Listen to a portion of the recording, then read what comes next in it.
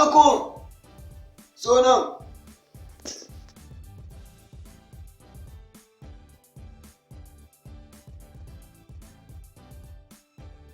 Shiga ɗakin yaran nan ka kira mun su dukansu biyu. Ga su nan suna zo.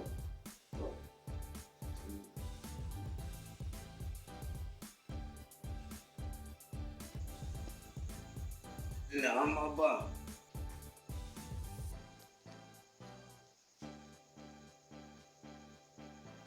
Sai yanzu kuke fitowa tun ɗazu da na tura a kira ku.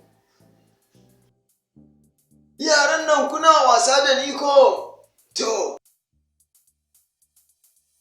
ina za ku je? Kai, so ka zo na nan. Kai ka tsaya inda kake ka durkusa mana.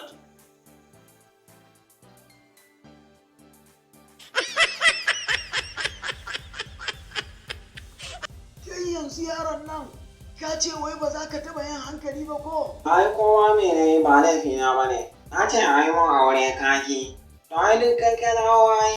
Kai, abban kake faɗa ma haka a gaban mu. Kyale shi, kyale shi, kyale shi, ni zan ci da shi. To abba. Yanzu yaran nan fi sabilillahi kuna kallon irin halin da nake ciki, amma kuke irin wannan rashin kunyan a gabana ko? To ku ci gaba don Allah. Kai dan tsoho, kai mana shiru da Allah, kai da saura maka gangarawa ne ma kawai. Kai, uban na haka ke faɗa wa haka? Ai ni ma kakana ne ai na gani ai. Kuma me ai ni ma kakana ne ai. Kai, ban san yaushe yaron nan za ka yi hankali ba wallahi. Duk kakan nan ke ma duk shi ya bata ka wallahi.